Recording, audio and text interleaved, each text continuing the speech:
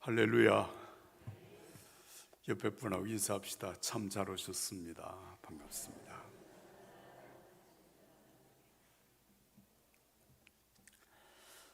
한번 따라서 하겠습니다. 복은 관계를 통해서 온다. 복은 무엇을 통해서? 관계를 통해서 온다. 제가 목회를 46년을 하고, 물론 그때는 이제 군목도 있고 뭐 부목사도 하고 이렇게 단임 목회를 하고 이제 46년 동안 목회를 하고 은퇴를 하고 난 이후에 제 목회의 여정을 쭉 돌아봤어요. 돌아보니까 한 가지 결론이 나오더라고요. 그 결론이 뭐냐? 목회가 참 힘들다 혹은 목회가 참 행복하다 라고 하는 기준이 뭐냐 하는 거예요. 여러분 아세요? 여러분의 인생이 참 행복하다, 인생이 참 힘들다. 물론 이제 힘들다 뭐 이렇게 얘기할 때 뭐 건강에 문제가 있으면 뭐가 있으면 이런 것도 있지만, 여러분 인생이 참 행복하다, 인생이 참 힘들다, 목회가 참 행복하다, 목회가 힘들다, 기준이 뭔지 아십니까? 제가 목회를 이제 은퇴를 하고 난 다음에 제 목회를 돌아보니까 그게 딱 하나예요. 관계예요, 관계. 여러분 어떤 의미에서 오늘 이 아침에 여러분들과 함께 나누는 이 말씀은 아마 어떤 말씀보다도 중요하다고 저는 생각을 해요. 왜? 관계가 우리의 삶의 불행과 복을 결정하는 중요한 요소가 된다는 거예요.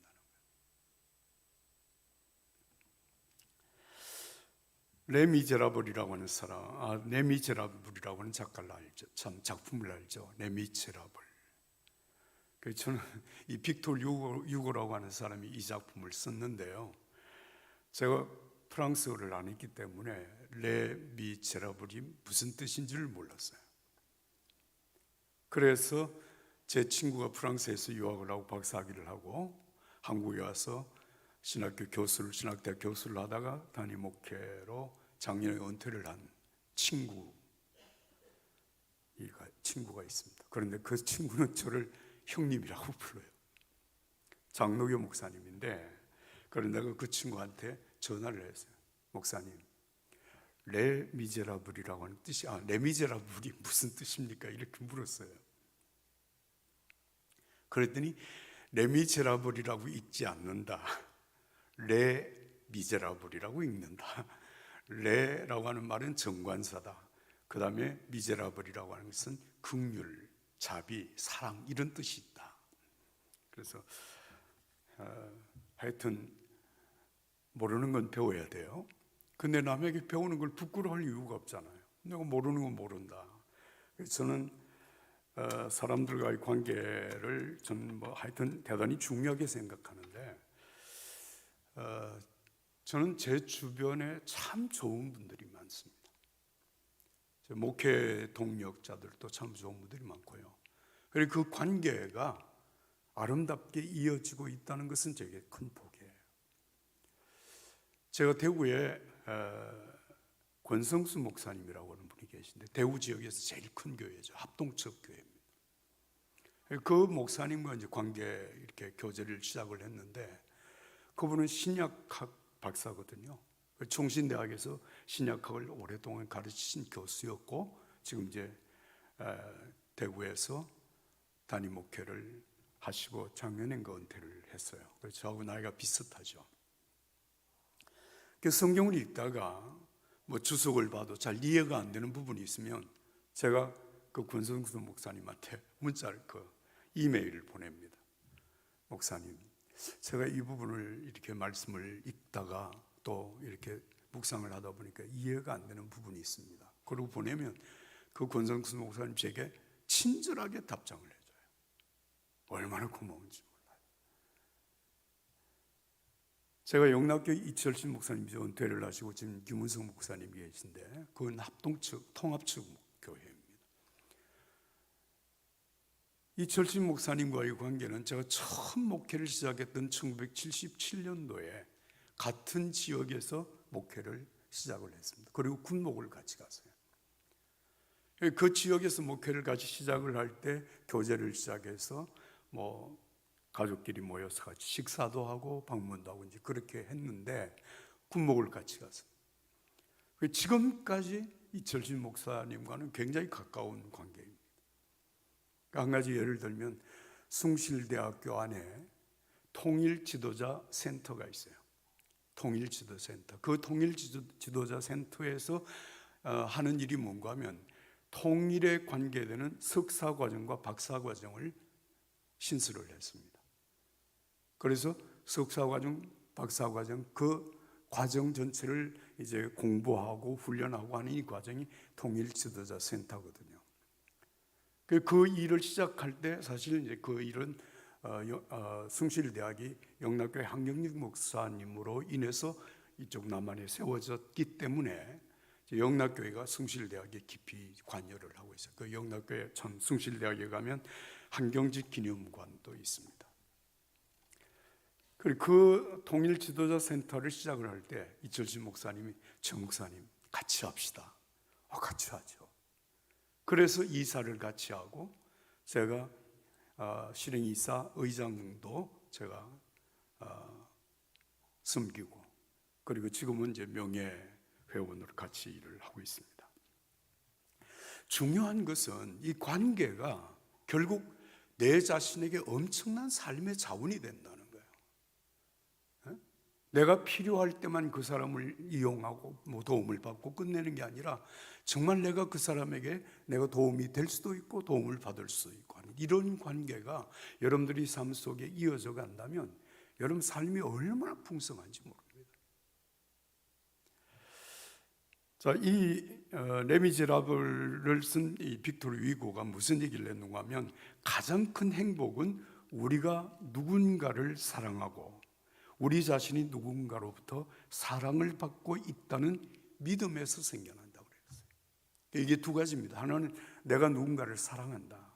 그 다음에 또 하나는 내가 누군가로부터 사랑을 받고 있다. 이게 여러분 인생을 가장 복되게 하는 것이다. 그 행복이라는 거예요. 그래서 여러분 이 관계를 말할 때 두 가지 입장에서 우리가 꼭 기억을 해요. 하나는 은혜를 베푸는 자의 입장, 은혜를 베푸는 자의 입장. 자, 여러분 탕자의 비유를 아시죠? 탕자의 비유 아시나요? 그 말씀이 어디에 있죠? 네, 성경에 있습니다. 성경 어디에 있느냐? 누가복음 15장에 있어요. 한 아버지에게 두 아들이 있었다. 그런데 두 아들 가운데 둘째가 말썽이다. 아버지한테 와서 매일 아버지 재산, 내게 물려준 재산을 미리 달라는 거예요. 그 주 뭐하냐? 제가 나가서 멋지게 한번 인상을 성공해 보겠습니다. 아버지가 그 아들을 잘 알까요? 알까요? 예? 알아요. 그렇죠. 부모가 돼서 아들을 잘 모르면 안 되죠. 근데 아버지가 볼 때 이 녀석이 재산 받아 나가면 성공할 것이다, 실패할 것이다. 실패할 것 뻔하게 알아요. 그런데 아버지가 이 아들에게 분깃을 나눠줘요. 그걸 다 정리해가지고 나가서 인생을 한번 멋있게 살아보겠다고 나갔는데 그냥 얼마 동안 그 재산 가지고 허랑망탕 신나게 놀다가 나중에 완전히 알거지가 되죠. 흉년이 들었어요. 먹을 것이 없어. 그리고 돼지우리를 치는 그 돼지우리에서 같이 사는 거예요. 먹을 것이 부족하니까 돼지우리 죽통, 돼지 죽통에 쥐엄 열매를 건져가지고 그걸 먹는데도 배가 채워지질 않아. 죽을 지경이야. 그러니까 이 탕자가 내가 이렇게 살다가 죽느니 아버지께로 돌아가야 되겠다. 그리고 이제 아버지 집으로 돌아가잖아요. 돌아갈 면목이 없잖아요. 그러니까 스스로 이렇게 생각해. 내가 아버지의 아들이라고 생각하지 않고 아버지께서 나를 종의 하나로 받아주신다면 나는 기꺼이 종으로 들어가겠다. 내 아버지 집에는 풍족한 종들이 얼마나 많이냐는 거예요. 그래서 아버지 집으로 돌아가잖아요. 여러분 그 돌아가는 아들의 마음이 얼마나 어렵겠어요. 그런데 딱 돌아가는데 집에서 아직도 거리가 먼데 여러분 아버지가 어떻게 합니까? 예? 그 거지꼴, 상거지꼴이 되어서 집으로 돌아오는 아들이 아직도 거리가 먼데 아버지가 맨발로 뛰어나와요. 그 아들을 월세 안아줘요. 아들로 받아줘요. 그리고 그 아들에게 하여튼 목욕도 시키고, 물론 목욕이야 자기가 스스로 했겠지만 아들의 옷을 갈아입히고 가락지를 끼워주고 신발을 신겨주고, 하여튼 그러고 난 다음에 아버지가 마지막에 하는 일이 뭔지 아십니까? 아들을 위해서 잔치를 베풀어요. 동네 사람들 다 불러와서 큰 잔치를 베푸는 거죠. 그러면서 자기 둘째 아들을 소개하는, 이 내 아들은 죽었다가 살아난 아들이다. 여러분, 왜 잔치를 베푸는 것일까요? 목적은 딱 하나입니다. 이 아들이 아들로서 어깨를 펴고 그 마을에서 생활할 수 있도록 하기 위하여서 아버지가 아들에게 최선의 배려를 한 것입니다. 자, 그런데 여기에서 여러분, 그 당자의 비유에서 중요한 것은 아들의 마음이 아니고 아버지의 마음입니다. 아버지의 마음 뭐냐? 베푸는 자의 마음이에요. 아들이 나가서 이게 실패할 걸 뻔하게 알지만 아들을 믿어주는 거예요. 넌 반드시 다시 돌아올 거야. 응? 쫄딱 망해서라도 너 돌아올 거야. 반드시 돌아올 거야. 그리고 나가. 죽을 고생해. 아들이 돌아오는 거야. 그 돌아올 때 아버지가 어디 있었어요? 아버지가 밖에서 기다리는 거야. 아버지는 항상 아들이 돌아온다고 하는 사실을 믿기 때문에, 신뢰하기 때문에 아들이 돌아오는 그때에 아들을 맞이하기 위해서 그 자리에 매일같이 있는 겁니다. 이게 베푸는 자의 마음이에요. 아들은 반드시 돌아온다. 돌아오면 나는 그를 기꺼이 맞아들일 것이다. 그리고 그 아들에게, 돌아오는 아들에게, 야, 너 앞으로 잘할 거야? 너 잘할 거야? 다시 안 나갈 거지? 너 중심 똑바로 차려. 너 여기 각서 써. 안 나간, 다시는 안 그래. 너 각서 써. 여러분, 그런 행동을 아버지는 하지 않습니다. 돌아온 아들을 그대로 받아주는 거예요. 그래서 여러분, 당자의 비유가 이루어진 것인데, 여러분, 바로 그 아버지와 아들과의 관계가, 따라서 합시다, 하나님과 나와의 관계입니다. 나는 아버지께로 그렇게 돌아가지만 여러분, 수도 없이 우리는 배반하잖아요. 아버지의 마음, 하나님의 마음을 정말 내가 생각해도, 야, 나 같았으면 너는 이미 끝났어. 야, 최유, 너 그만. 야, 너 돌아와서 하는 꼬라지를 보니까 넌 안 되겠어. 넌 안 되겠어. 야, 다시 돌아가. 나가. 아마 내가 하나님이라고 내가 하나님 될 수도 없지만 하나님의 입장에 섰다면 나는 수도 없이 그렇게 했을 거예요. 그런데 하나님은 한 번도 그렇게 하지 않았어요. 여러분, 제가 56년 동안 새벽 기도를 했다고 말씀드렸는데요, 여러분, 새벽 기도할 때마다 기도가 항상 문장이 수려하고 그 내용이 충실하고 그 기도하는 태도가 좋고, 그래가지고 하나님 내 기도를 들으시나요? 아니에요. 때로는 형편없는 기도를 할 때도 있거든요. 그런데도 한 번도 하나님은, 야, 그따위 기도, 그따위를 기도라고 네가 하냐? 그런 기도에서 네가 인간이 되겠냐? 여러분, 하나님 한 번도 그렇게 하지 않았어요. 내가 기도할 때마다 하나님 제 마음속에 뭐라고 말씀하시는지 아세요? 최 목사 왔어? 잘했어. 제가 기도하면 하나님 제 마음속에 무슨 마음을 주시는가? 그래. 내가 다 알아. 잘 될 거야. 걱정하지 마. 내가 너를 도와주잖아. 내가 너 옆에 있잖아. 할렐루야. 이게 베푸는 자의 마음, 하나님의 마음이에요. 그래서 내가 여기 있잖아요. 그래서 내가 46년 동안 목회자로 살았잖아요. 자, 그 다음에 두 번째는 여러분, 베푸는 자의 마음이 중요한 거예요. 베푸는 자의 마음. 베푸는 자의 마음이라고 하는 것은 제가 여러분들 한 가지 예를 들겠습니다. 제가 광림교회 부목사를 6년을 했거든요. 그리고 안산 광림교회를 개척을 해서 12년을 섬기고 이제 서울로 올라왔는데요, 전 정말 김선도 목사님에게 야단도 많이 맞았어요. 쫓겨날 뻔도 했어요. 부목사 할 때 쫓겨날 뻔도 했습니다. 그런 관계 속에 때로는 야, 목사님이 이렇게 하시나 뭐 이런 생각이 들 때도 있었어요. 그러나 제가 김선도 목사님, 지금 김선도 목사님 기념사업회가 만들어졌어요. 금년에 이제 돌아가신 3주기인데 기념사업회가 만들어졌는데 그 기념사업회 제가 이사장입니다. 이 말은 무슨 말인가 하니 제가 김선도 목사님에게 그렇게 야단도 많이 맞고 쫓겨날 뻔도 하고 막 그렇게 되는 순간이 물론 다 그렇지는 않지만 그런 일도 있었지만은 제가 목사님을 통해서 받은 은혜와 사랑이 얼마나 제게 소중한지 모릅니다. 만약에 제가 광림교회 부목사를 하지 않았다면, 안성광림교회 단임 목회 개척을 하지 않았다면 제가 오늘까지 목회자로 어떻게 썼을까 나는 상상이 안 되는 거예요. 김선도 목사님을 처음 만날 때의 모습, 그때부터 시작했어요. 지금까지 저는 정말 첫째는 하나님의 은혜고 두 번째는 그 목사님의 사랑과 관심과 배려 때문에 제가 오늘까지 있는 거예요. 그분이 저에게 무슨 말씀을 하시든지 어떻게 나를 대하든지 나는 그분에게 은혜를 입은 자예요. 내가 그분 때문에 지금 목회자로 살아왔던 거예요. 자, 그러면 내 마음속에 그런 나를 놔두게 하는데 결정적으로 주님의 은혜와 목사님의 그 사랑의 배려 때문에 내가 왔습니다. 그 은혜를 잊지 않고 기억하는 거예요. 그리고 진짜로 제가 그분을 존중합니다. 나는 김선호 목사님을 사람들 앞에서는 누구 앞에서는 한 번도 그를 비아냥거리고 욕하고 한 적이 없습니다. 정말 고맙다, 감사하다.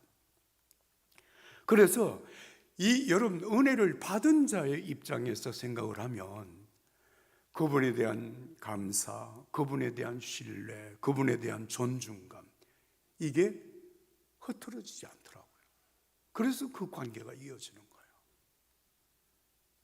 뭐 사실 제가 기념사업회 장천 기념 장천이 김선도 목사님의 혼대 장천 지팡이 장자 샘천자거든요. 그런데 그 이사장을 하면서 금년에 사단법인으로 등록을 했어요. 사단법인을 만드는 돈이 꽤 들더라고요. 그래서 지금 금년에도 이제 사업이 쭉 진행이 되고 있는데 사랑하는 여러분 한번 따라서 합시다. 모든 복은 뭘 통해서 온다? 관계를 통해서 온다. 관계를 통해. 관계는 삶의 엄청난 자원입니다.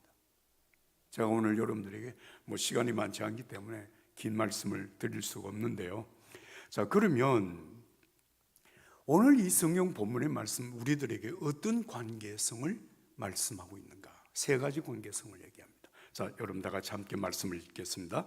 히브리서 13장 1절과 2절의 말씀 다 같이 읽겠습니다. 시작.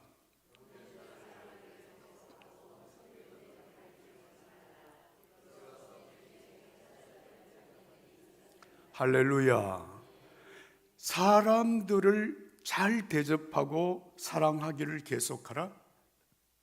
이로써 따라서 합시다. 부지 중에 천사를 대접한 이들이 있었느니라. 여러분 보세요. 우리가 사람들과의 관계, 첫 번째가 이제 우리 사람들과의 관계입니다. 이웃과의 관계, 교우들과의 관계, 하여튼 이게 사람과의 관계를 어떻게 해야 되느냐? 사랑과 대접입니다. 이건 이제 베푸는 자의 입장에서 사람들을 사랑하고 존중하고 여기고 대접하고 그런 관계를 이어간다라고 하는 그런 말입니다. 그렇게 하는 중에 부지중 나도 알지 못하는 사이에 누구를 대접한다? 천사를 대접한다는 거예요. 천사를 대접한다고 하는 이 말은 여러분 주님을 대접한다고 하는 말과 거의 같은 말입니다. 예수님께서 우리에게 말씀하셨어요. 너희가 너희 중에 있는 지극히 작은 자 하나에게 한 것이 곧 누구에게 한 것이다? 나에게. 그 나가 누굽니까? 예수님에게 하는 것이다. 어떤 경우에 사람들 보면 저 인간은 안 돼. 뭐 그런 사람이 있잖아요. 저런 것하고 관계하다가 내가 인생 망쳐가도록 안 돼. 그럴 수 있는 사람이라도 그를 여러분 사랑하고 대접하기를 계속하라는 거예요. 자, 오늘 여러분들에게 그 대표적인 한 얘기를 제가 전해드리려고 합니다. 최근에 제가 이수호 박사라고 하는 분이 쓰신 책인데요, 일상에서 만난 신앙이라고 하는 책을 읽었어요. 이 이수호 박사는 어떤 사람인가 하면 서울대학교를 졸업하고 카이스트에서 공부를 하고 난 다음에 미국으로 유학을 가서 유학 중에 예수님을 처음 믿고 예수님을 만난 사람입니다. 이 사람 미국 노스웨스트 대학에서 인공지능 AI를 공부해서 1985년도부터 20년 동안, 그러니까 2005년도까지 미국에서 하여튼 일을 했어요. 그리고 2006년도부터 삼성전자 부사장으로 와서 일을 했어요. 그리고 2015년부터 SK CNC 그리고 SK텔레콤에서 사장을 하신 분이에요. 그렇게 대단하신 분이에요. 네. 이분이 일상에서 만난 신앙이라는 책에서 아주 중요한 이런 얘기를 하고 있습니다. 팁에 담긴 사랑. 팁 아시죠? 네? 식당 가면 팁 주잖아요. 그 팁에 담긴 사랑이라고 하는 얘기 제가 그냥 읽어드리겠습니다. 팁에 관련된 평생 잊지 못하는 경험이 있습니다. 몇 년 전 겨울 핀란드 헬싱키에 출장을 가서 호텔에 머물렀습니다. 아침에 베개 위에 $10를 팁으로 놓고 나왔습니다. 저녁에 호텔 방에 들어와 보니 베개 위에 큰 글씨로 키토스 키토스 키토스 라고 쓰여 있는 큰 용지를 발견했습니다. 핀란드어로 감사합니다 라고 하는 말이라고 합니다. 한동안 넋을 놓고 멍하니 앉아 있었습니다. 알지도 못하는 남을 이렇게 기쁘게 할 수 있다는 것에 감격의 눈물을 흘렸습니다. 호텔 방을 정리하시는 분이 얼마나 기뻤으면 이런 감사의 글을 남기셨을까? 어떻게 단돈 $10로 사람을 이렇게 기쁘게 할 수 있단 말입니까? 우리가 살아가면서 남을 이렇게 기쁘게 하는 경우가 얼마나 있을까요? 적은 액수지만 나의 마음이 담긴 팁이라서 그런 것 같았습니다. 우리가 만 원으로 사람을 이렇게 기쁘게 할 수 있다면 얼마나 가성비가 높은 것일까요? 나는 이분이 남긴 글에서 어려운 사람 하나에게 물 한 그릇 떠주는 것이 바로 내게 한 것이라고 말씀하신 예수님의 말씀을 느낄 수가 있었습니다. 아, 하나님이 오늘 아침에 내 호텔 방에 다녀가셨구나. 잘 들으세요? 아, 하나님이 오늘 내 호텔 방에 다녀가셨구나. 누가? 방을 정리해주고 청소해 주시는 분을 얘기하는 것입니다. 우리가 만 원으로 그 읽었죠. 이 생각이 한동안 머리에서 떠나지 않았습니다. 팁은 낯선 이웃에게 사랑의 마음을 전하는 것입니다. 기부나 섬김도 마찬가지입니다. 하나님이 이웃을 섬기라고 하신 것은, 잘 들으세요, 하나님이 이웃을 섬기라고 하신 것은 하나님이 아무 자격도 없는 우리를 먼저 섬기셨기 때문입니다. 나는 나로 인해 미소 지으시는 하나님을 상상해 보기를 좋아합니다. 하나님의 기쁨이 바로 나의 힘이고 능력이기 때문입니다. 할렐루야. 와, 제가 이 글을 읽다가 은혜 받았어요. 그래서 진짜 이렇게 한번 살아보자. 여러분, 팁을 주는 것 때문에 내 생활에 어려움을 당할 이유가 없습니다. 왜? 팁은 적은 액수를 주는 거거든요. 제가 지금 이제 은퇴를 하고 난 다음에 제 사무실이 광화문에 있습니다. 그 광화문의 그 사무실은 제가 섬기던 교회 한 교우께서 목사님 은퇴하시고 난 다음에 그래도 사무실이 하나 있어야 되지 않겠습니까? 사무실 일을 좀 하셔야 되지 않겠습니까? 그러면서 사무실을 저에게 제공을 해 주었어요. 사무실을 저에게 통째로 준 것이 아니고 그분이 월세를 내주고 그리고 매달 관리비를 내줍니다. 사무실을 줬습니다. 그 사무실 빌딩이 23층까지 제가 23층에 있거든요. 한 층에 사무실이 제가 쓰는 방과 같은 그 정도의 사이즈의 방이 몇 개가 있는가 하면 25개가 있습니다. 그 23층 같은 방이 몇 개예요? 계산 안 해도 돼요. 하여튼 어마어마한 사람들이 그 사무실을 매일 드나드는 거예요. 저도 아침에 출근을 했다가 한 4시쯤 되면 퇴근을 하고 그럽니다. 그런데 그 사무실에 경비, 보안 요원, 보안 요원이 몇 분이 있는 건 5분이 있어요. 이 5분이 이제 그 빌딩 안에 딱 들어가면 거기에 데스크가 있고 거기에서 이분들이 근무를 해요. 교대로 근무를 해요. 어떤 때는 2명이 근무를 하고 어떤 때는 1명이 근무하고, 그래서 계속 교대를 근무를 합니다. 제가 그분들에게 정말, 제가 뭐 다른 목적이 하나 없습니다. 내가 저분들에게 아주 작은 사랑이라도 내가 섬기는 마음이 있으면 좋겠다. 그래서 그분들에게 자주도 아니고 한 달에 한 번 혹은 2달에 한 번 정도 제가 그 바로 옆에 이제 스타벅스가 있으니까 스타벅스에서 커피를 대접하고 또 약간의 다과를 대접하는 그런 일을 합니다. 제가 목사라고 하는 사실을 한 번도 그들에게 제가 얘기한 적이 없습니다. 근데 벌써 제가 그 사무실에 있은 지 2년 반이 됐거든요. 근데 요즘 어떤 일이 있는지 아세요? 제가 한 번도 목사라고는 얘기 안 했다니까요. 그 사무실에 들어가면 몇 개입니까? 하여튼 500여 개 넘는 그 사무실에 근무하는 수많은 사람들이 드나드는데 거기에 저처럼 나이가 들은 사람은 불과 몇 사람이 불과해요.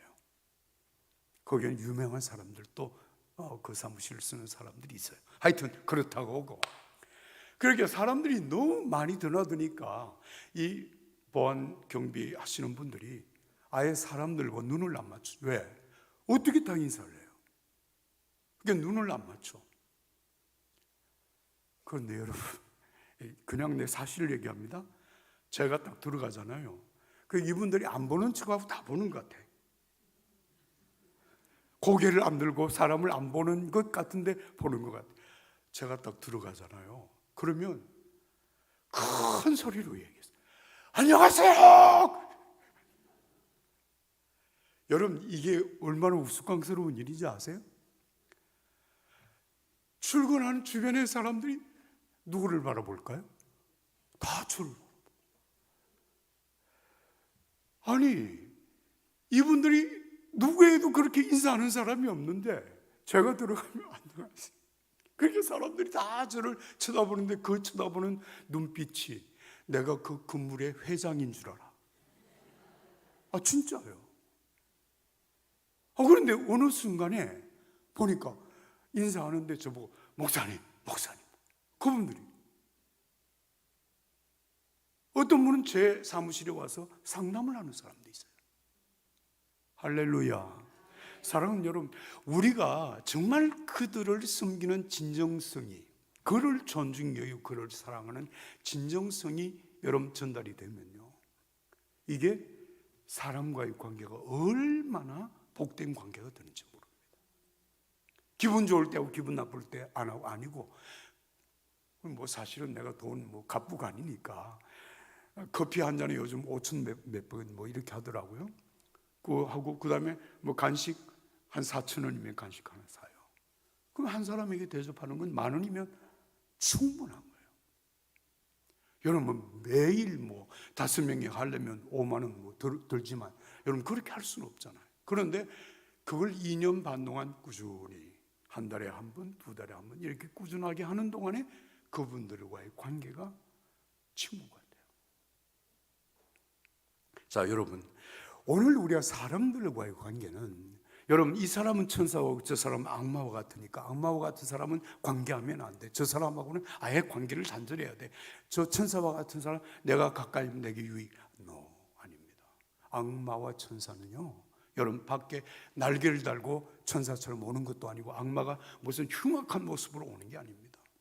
그런데 중요한 것은 내가 그들을 존중하고 그들을 사랑하고 그들을 섬기면 여러분, 그가 바로 내게 찾아온 주님의 모습으로 보입니다. 할렐루야. 그래서 부지 중에 천사를 대접한다는 거예요. 자, 그 다음에 두 번째, 시간이 많이 갔네요. 두 번째, 다 같이 읽겠습니다. 5절 6절 다 같이 읽겠습니다. 5절 6절 시작.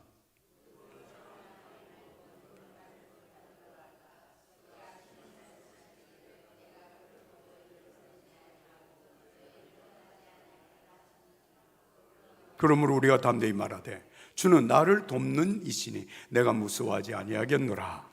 사람이 내게 어찌하리요 하노라. 할렐루야. 자, 여러분 여기에 중요한 것은 내가 결코 너희를 버리지 아니하고 너희를 떠나지 아니하리라. 주는 나를 돕는 자이시니 내가 무서워하지 아니하겠노라. 따라서 합시다. 주는 나를 돕는 자이시다. 아멘. 자, 여기에서는 나에게 베푸시는 분, 예수님이 나를 돕는 자, 나를 구원하신 자, 이 예수님과의 관계를 얘기하는 것. 첫 번째는 다른 사람들과의 관계를 얘기, 두 번째는 예수님과의 관계. 우리 신앙생활하는 믿음의 사람들은 정말 예수님과의 관계가 대단히 중요한 거예요. 내가 필요할 때만 찾아가서 하나님 도와주세요 그렇게 하는 게 아니라 정말 주님이 내게 베푸신 그 은혜를 내가 기억하고 그 주님을 내가 존중히 여기고 그 주님을 섬기는 마음으로 우리가 살아간다면 여러분 그 관계는 내가 어려울 때 주님이 결코 외면하지 않는다. 버리지 않는다. 주님은 나를 돕는 자 중에 계신다. 할렐루야. 그걸 우리가 피부로 느끼는 거예요. 제가 김선도 목사님 기념사 앞에 이사장으로 이렇게 일을 하면서 참 그분이 내게 베푸신 사랑과 배려를 생각하면 이건 뭐 하여튼 눈물 날 정도입니다. 아까도 야단도 맞고 쫓겨날 뻔도 하고 뭐 하여튼 어려움이 있었지만 그러나 나는 그분이 내게 베푸신 사랑과 배려를 잊을 수가 없습니다. 이게 여기에서 주님과의 관계가 형성이 돼요. 내가 주님을 사랑하고 존중하고 정말 주님을 향해서 감사하면 여러분 주님의 은혜와 사랑이 우리의 삶 속에 강물처럼 흐르는 거예요. 제가 한 가지 여러분들에게 말씀을 드립니다. 제가 금년 2월 13일 날 아래 어금니 하나를 발치를 했어요. 대학병원에 가서 치과에 가서 이제 어금니를 발치를 했는데요. 하여튼 그 어금니를 발치한 그날 2월 13일입니다. 그날 목요일인지 아마 그랬을 거예요. 너무너무 고통스러웠어요. 오전에 가서 이빨을 발치했는데 새벽 4시까지 잠을 한숨도 못 잤어요. 누울 수도 없어요. 누우면 더 아프고. 그래서 소파에 앉아가지고 새벽 4시까지 끙끙 앓았어요. 아내는 주무시고. 아내는 내가 아픈 거 뭐 그냥 아파도 더 자야지. 나는 소파에 앉아 끙끙 앓았어요. 여러분 새벽 4시 이빨의 이 통증이라고 하는 건요. 여러분 이게 사실 대단하더라고요. 그럼 막 너무 힘들어서 그렇다고 해서 뭐 약 처방해 준 걸 2봉 3봉을 한꺼번에 먹을 수도 없잖아요. 근데 새벽 4시가 되었을 때 주님께서 내 마음속에 이런 생각을 주셨어요. 최 목사, 너는 이빨 하나 뽑은 것 때문에 그렇게 고통스러우냐?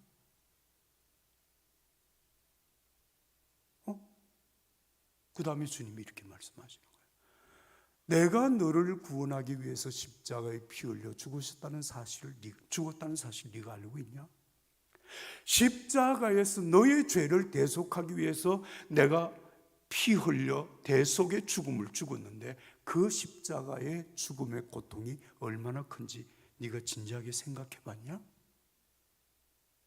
와, 제가 그 순간에요 그냥 멘붕이 됐어요. 와, 주님, 그렇네요. 나는 예수님이 나를 위하여서 우리를 위하여 십자가에 피 흘려 죽으신 이 대속의 사건, 이 엄청난 생명을 내어주신 사랑에 대해서 수백 번, 수천 번, 수만 번 얘기를 하면서 46년 동안 목회를 하고 지금까지 살아왔는데 그 예수님의 고통이 얼마나 심했을까, 얼마나 컸을까라고 정말 진지하게 생각해 본 적이 없는 것 같아요. 나는 내 이빨 하나 뽑은 것 때문에 이렇게 고통스러워하는데 주님 죄송해요. 정말 죄송해요. 주님. 나는 주님의 고통을 그렇게 생각하지 못했어요. 주님 용서해 주세요. 울면서 기도를 해주세요. 정말 미안해요. 주님 미안해요. 그렇게 눈물로 막 기도를 하는데요, 한 30분쯤 기도를 했는지 기도하다가 잠이 든 거예요. 잠에서 깨보니까 제가 2시간을 그 의자에 앉은 채 잠이 든 거예요. 잠잔 거예요. 사랑하는 여러분, 내 고통에 대해서는 굉장히 크게 생각하면서 나를 위하여서 주님이 받으신 고통, 나는 그렇게 진지하게 생각해 보지 못했더라. 그래서 거기에 대한 그 감사, 그 감격이 그렇게 크지 못했다는 사실을 내가 깨닫고 주님 앞에 회개하면서 기도했던 그날 새벽을 저는 잊을 수가 없습니다. 사랑하는 여러분, 내게 베푸신 주님의 은혜와 사랑을 나는 얼마나 감사하고 있습니까? 얼마나 정말 그 은혜에 감사해서 주님을 사랑하고 주님을 존경하고 주님을 섬기며 사는가. 여러분, 정말 은혜를 받은 자의 입장에서 그 은혜의 가치, 여러분 나는 그저 받았으나 여러분 그 그저 받은 은혜가 사구리 은혜가 아닙니다. 공짜지만 여러분 값싼 은혜가 아닙니다. 하나님께서 독생자 예수님의 생명을 내어주시고 그 생명의 값으로 나를 사신 거예요. 믿으시면 할렐루야입니다. 이게 주님의 사랑이에요. 주님과 나와의 관계가 정말 진지하게 이루어지기 위하여서 여러분 주님께서 내게 베푸신 사랑, 그 은혜, 그 배려를 내가 생각하는 만큼 감사하는 만큼 관계는 깊어집니다. 은혜가 있기를 축복합니다. 마지막으로 제가 여러분들에게 한 가지 더 말씀드릴 말씀, 여러분 다 같이 7절 17절 두 구절을 같이 읽습니다. 7절 시작.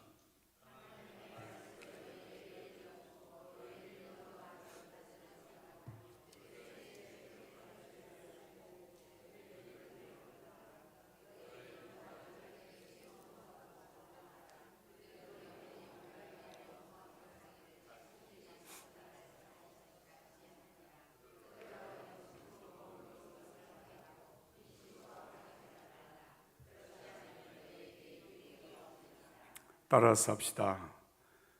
우리에게 말씀을 전해주고 우리를 위해서 기도해주고 우리를 축복하고 우리를 은혜로 인도하시는 분이 누구십니까? 목사님이에요. 그래서 이렇게 하나님의 말씀을 너희에게 일러주고 너희를 인도하던 자들을 생각하며 그들의 행실의 결말을 주의하여 보고 그들의 믿음을 본받으라. 너희를 인도하는 자들에게 순종하고 복종하라. 그들은 목회자는, 담임 목사님은, 목회자는 너희 영혼을 위하여 경성하기를 자신들이 청산할 자인 것처럼 하느니라. 무슨 말입니까? 성도들을 위하여 기도하는 목사님의 심정입니다. 성도들이 어려움을 당하면 목사님들이 울면서 기도하는 거예요. 여러분 아세요? 그들로 하여금, 목회자들로 하여금 즐거움으로 이것을 하게 하고 근심으로 하게 하지 말라. 그렇지 않으면 따라서 합시다. 너희에게 유익이 없느니라. 신앙생활이 유익이 없대요. 여러분 목회자의 관계를 여러분 잘 하라는 말씀이에요. 이 관계가 여러분 보세요. 목회자가 없으면 여러분들이 어떻게 예배하고 어떻게 말씀을 듣고 어떻게 여러분들이 신앙이 성장하고 여러분들의 삶 속에 어떻게 하나님의 은혜가 임하는 것입니까? 내가 믿으면 나 혼자 하면 된다? 아닙니다. 여러분 교회가 있기 때문에 따라서 합시다. 오늘 내가 있습니다. 믿으십니까? 믿으십니까? 교회 목회자가 있었어요. 그래서 예수님께서 요한복음 21장에 요나의 아들 시몬아, 네가 이 사람들보다 나를 더 사랑하느냐? 내 양을 먹이라. 내 어린 양을 먹이라. 내 양을 돌보라. 주님의 양들을 목회자에게 맡겨주시면서 목자로 세워주셨다는 거예요. 그런데 이 목회자와의 관계가 좋지 않으면 내 신앙생활에 유익이 없다는 거예요. 사랑하는 여러분, 우리가 신앙생활하면서 목회자를 존중해야 된다. 목회자를 사랑한다. 여러분 이 관계는 받고 은혜를 받고 또한 존중하고 사랑하는 관계입니다. 여러분 이웃은 사랑의 관계, 그 섬기는 관계라고 그랬잖아요. 그 다음에 예수님과의 관계는 내게 은혜를 베푸신 그 은혜를 생각하며 감사하는 관계고, 목회자와 나와의 관계는 받고 감사하는 관계입니다. 제가 여러분들이 이것은 자랑처럼 하는 얘기가 아닙니다. 저는 목회자 교회에 대하여서 악한 감정을 갖거나 부정적인 감정을 갖지 않습니다.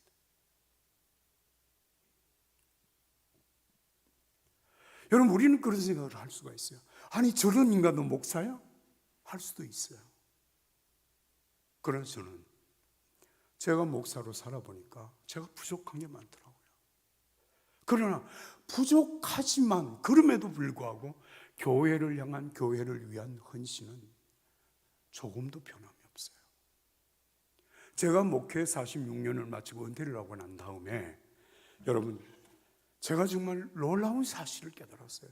고린도후서 4장의 말씀을 보면 사도 바울이 주님의 일을 감당하는 동안에 받은 그 고난, 그 많은 어려움들, 그걸 4장이 11장인가 11장에 바울의 자랑에 대해서 나옵니다. 여기 이 고린도후서 11장에 보면요, 사도 바울이 주님의 부르심을 받은 이후에 순교하기까지 얼마나 많은 고난을 받았는가, 그 말씀이 이렇게 기록이 됩니다. 내가 수고도 넘치도록 하고 옥에 갇히기도 많이 하고 매도 수없이 맞고 여러 번 죽을 뻔하였으며 쭉 이제 나옵니다. 그게 이제 고난 받은 거예요. 그 고난이 너무너무 힘들었어요. 그런데 여러분, 그 다음에 말씀이 이렇습니다. 28절에 이 외에 이런 고사하고, 그 많은 고난은 다 고사하고 아직도 날마다 내 속에 눌리는 일이 있으니 곧 모든 교회를 위하여 염려하는 것이라. 누가 약하면 내가 약하지 아니하며 누가 실족하면 내가 애타지 아니하더냐. 제가요, 이 말씀을 읽다가 통곡이 나온 거예요. 저는 목회 46년을 하면서 목회가 힘들다, 어렵다, 진짜 이거 언제 그만두냐, 그렇게 생각한 적이 없어요. 물론 뭐 완전한 것은 아니지만요. 그리고 내가 하는 일에 대해서 이거 힘들다, 이거 못해 먹겠다, 이 빌어먹을 이런 생각을 해본 적이, 당연히 내가 해야 되는 거예요. 그러고 일을 했어요. 여러분, 주일날 4부, 1부, 2부, 3부, 4부 예배 설교를 하고 한 달에 한 번은 5부 예배까지 설교를, 5부 예배 설교하고 나면 완전히 번아웃 됩니다.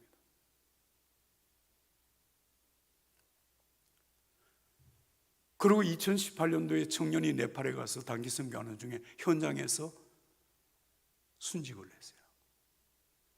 그로 인해서 제가 마음적으로 누구도 나를 괴롭게 한 사람은 없습니다. 장로님들 다 한 마음으로, 그 가족들도 저를 목사님 얼마나 힘드시겠어요. 그러고 위로해주고 했는데 그 자매 27살 먹은 그 청년의 죽음이 내 삶 속에 미친 이 아픔은 이루 말로 형언할 수가 없어요. 그 1년 동안 제가 눈물로 살았어요. 물론 그 일로 인해서 네팔에 학교를 세우고 하여튼 선교도 하고 이제 그렇게 하게 되었습니다만은, 목회자의 고난이라고 하는 것은 외형적인 고난, 외부적인 고난, 그것은 물론 힘들고 어렵기는 하지만 교인 한 사람 한 사람, 교회를 향한 목회자의 마음, 이게 얼마나 큰 짐이었는가를 제가 은퇴하고 깨달았다니까요. 날아갈 것 같은 거예요. 정말 헐헐 날 것 같은 거예요. 그 모든 교인 한 사람 한 사람에 대한 그 모든 짐을 다 후임 목사님에게 인수인계하고, 이제 내가 교회나 그리고 성도들 전혀 생각하지 않는 것은 아니지만 그 모든 책임은 후임 목사님이 다 지시기 때문에 날아갈 것 같더라고요. 여러분, 이게 목회자의 마음이에요.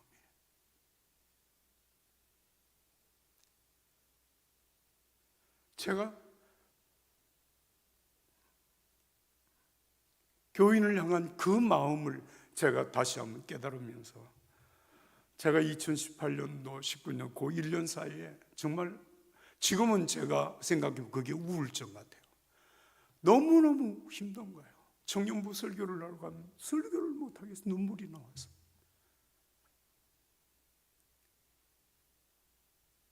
여러분, 그게 목회자의 마음이더라고요.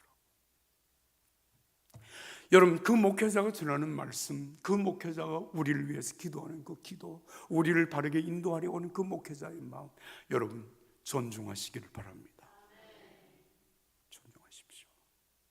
그리고 목회자를 사랑하고 섬기는 것은 여러분, 내가 받고 그 말씀을 받고 신뢰하고 내가 받고 믿음으로 내가 쓰는 것이고, 두 번째는 그분을 향한 감사, 그분을 존중히 여김, 그분을 섬기는 마음, 이게 함께 있는 것입니다. 오늘 여러분들이 주님 앞에 서시는 그날까지 여러분 이 믿음으로 살아가시기를 축복합니다. 제가 어제 여러분들이 간증했잖아요. 제가 신학대학 입학하고 난 다음에 7학기 동안 풀 장학금을 고향교회에서 받았어요. 고향교회 그렇게 큰 교회가 아니거든요. 그런데 그 장학금을 7학기를 받고 난 다음에 제가 늘 고마운 마음을 가졌어요. 그리고 제가 은퇴 전후로 해서 제가 고향교회 장학금을 2천만 원을 했습니다. 내가 받은 사랑에 비하면 이것 아무것도 아니지만, 그러나 내가 받은 사랑을 조금이라도 표현을 해야 되겠다. 그래서 2천만 원 장학금을 드렸어요. 그게 받은 것과 그리고 베푸는 거예요. 그 두 가지 마음이에요. 여러분들이 삶 속에 정말 이 좋은 관계가 여러분들이 삶의 축복의 자원이 되기를 예수님 이름으로 축복합니다.